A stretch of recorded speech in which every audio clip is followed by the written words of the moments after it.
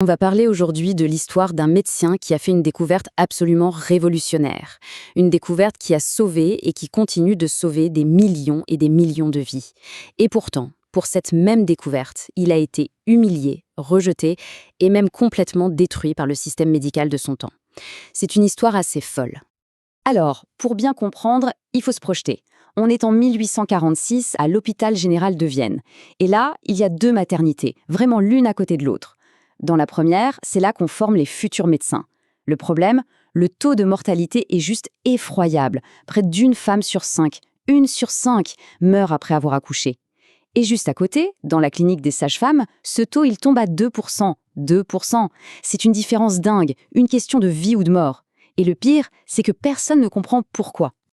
La situation était tellement terrible que la réputation de cette clinique, on l'appelait la clinique de la mort, s'était répandue dans toute la ville. Les femmes enceintes étaient terrorisées, littéralement. Elles suppliaient à genoux de ne pas y être envoyées. Et certaines, dans un geste de désespoir total, préféraient accoucher dans la rue. Ironiquement, leurs chances de survie y étaient bien meilleures. C'est dans ce décor assez macabre qu'un jeune médecin hongrois de 28 ans arrive. Il s'appelle Ignaz Semmelweis. Il est nommé assistant dans cette fameuse première clinique et il est tout de suite hanté, obsédé par cette hécatombe qu'il n'arrive pas à expliquer. Et puis, au printemps 1847, le déclic arrive. Mais il vient d'un drame. Un de ses amis proches, le professeur Jakob Kolečka, se blesse avec le scalpel d'un étudiant en pleine autopsie. Quelques jours plus tard, il meurt. En analysant le rapport d'autopsie de son ami, Semmelweis a une révélation terrifiante. Les symptômes de Kolečka sont exactement les mêmes que ceux des femmes qui meurent de la fièvre puerpérale. Et là, il fait le lien. Les étudiants en médecine passent leur matinée à faire des autopsies, puis ils montent examiner les femmes enceintes dans l'après-midi, sans se laver les mains entre les deux. Bon, il faut se rappeler qu'à l'époque, la théorie des germes, ça n'existe pas. On ne connaît pas les microbes. Alors Semmelweis, il ne peut pas mettre un nom dessus. Il va appeler ça les particules cadavériques. Il ne sait pas ce que c'est, mais il sait une chose, ça tue et ça se transmet par les mains. La solution, du coup, elle semble toute simple. En mai 1847, Semmelweis impose un protocole très strict. Lavage des mains obligatoire pour tout le monde dans une solution de chlorure de chaux avant d'entrer dans la maternité. Et l'effet, il est immédiat, spectaculaire. Le taux de mortalité s'effondre. Il passe de plus de 18% à peine 2%.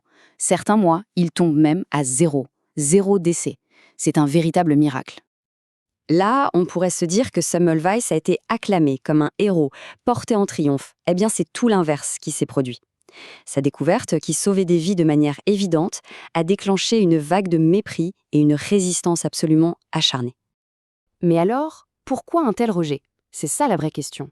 Eh bien, le point crucial, c'est que la découverte de Semmelweis s'était vécue comme une insulte insupportable pour les grands pontes de la médecine. Il faut s'imaginer, l'idée que leurs mains, les mains de gentilshommes, pouvaient être sales et pire, qu'elles pouvaient tuer, c'était juste impensable. Ça attaquait directement leur statut, leur honneur. Et puis, il faut comprendre le contexte scientifique de l'époque, dominé par la théorie des humeurs, une idée qui datait de l'Antiquité. L'idée que des petites particules invisibles pouvaient rendre malade, ça allait complètement à l'encontre de siècles de dogmes médicaux. Semmelweis ne demandait pas juste de se laver les mains, il demandait de jeter à la poubelle toute leur conception de la médecine. Et pour ne rien arranger, il y avait un énorme problème de communication. Semmelweis était un piètre communicant. Il a attendu 14 ans avant de publier ses travaux, dans un livre énorme, indigeste, rempli de tableaux de chiffres incompréhensibles. À la même époque, une certaine Florence Nightingale utilisait des graphiques super visuels, hyper percutants, pour convaincre tout le monde. Elle avait compris une leçon essentielle. Avoir des données, c'est bien, mais savoir raconter une histoire avec, c'est mieux. La conséquence, elle n'a pas tardé. Son supérieur, furieux de son insistance, a tout simplement refusé de renouveler son contrat. En 1849, Semmelweis est mis à la porte. L'homme qui venait d'éradiquer la fièvre mortelle de son service se retrouvait au chômage. Chassé de Vienne, Semmelweis rentre en Hongrie. Mais ce n'est plus le même homme. L'échec, le rejet, ça l'a brisé. Il devient complètement obsédé, incapable de comprendre pourquoi le monde s'entête à refuser une vérité aussi évidente. Sa frustration se transforme peu à peu en rage pure. Il se met à écrire des lettres ouvertes, de plus en plus virulentes, aux plus grands médecins d'Europe, en les traitant, sans détour, de meurtriers. Cette lettre, avec sa propre écriture, montre bien un homme à bout, dont la quête scientifique est devenue une vendetta personnelle. Son comportement devient tellement erratique que sa propre famille, ses collègues, tout le monde le croit fou. Et en 1865, il lui tend un piège. Sous un faux prétexte, il l'attire dans un asile psychiatrique à Vienne. Quand il comprend le coup monté, il se débat, mais les gardes le maîtrisent avec une violence terrible. Et c'est là que l'histoire bascule dans la tragédie la plus totale. Semmelweis meurt 2 semaines plus tard dans sa cellule. La cause de sa mort, révélée par l'autopsie, une septicémie. Une infection généralisée, partie d'une blessure infectée à la main qu'il s'est probablement faite en se faisant battre par les gardes. L'homme qui a passé sa vie à lutter contre la septicémie est mort de cette même maladie. C'est d'une ironie cruelle. Ignace Semmelweis est donc mort seul, dans l'oubli et le déshonneur. Mais l'histoire, elle, n'en avait pas terminé avec lui. Sa reconnaissance allait arriver, mais bien, bien trop tard. Parce que la science, elle, a continué d'avancer. Et elle a fini par lui donner raison. 20 ans après sa découverte, un certain Louis Pasteur développe la fameuse théorie des germes. Il prouve l'existence de ces microbes que Semmelweis ne pouvait que deviner. Et 10 ans plus tard, Pasteur identifiait même le coupable, le streptocoque. La science validait enfin le travail de Semmelweis. Son histoire est tellement marquante qu'elle a laissé une trace, jusque dans la psychologie. On parle aujourd'hui de l'effet Semmelweis.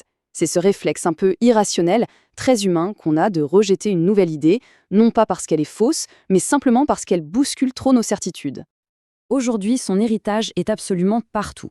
Le simple geste de se laver les mains, c'est la base de la médecine moderne. Les protocoles de l'Organisation mondiale de la santé, comme ces 5 moments clés pour l'hygiène des mains, sont les descendants directs de l'intuition géniale et obstinée de ce médecin hongrois il y a presque 2 siècles.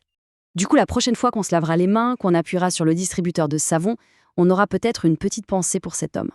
Son histoire nous rappelle une chose essentielle. Avoir raison trop tôt, parfois c'est une tragédie. Le progrès, ce n'est pas juste des chiffres et des données, c'est aussi une histoire de courage et parfois de sacrifice. Alors oui, il faut prendre le temps de bien frotter, entre les doigts, parce que quelque part, Semmelweis nous regarde.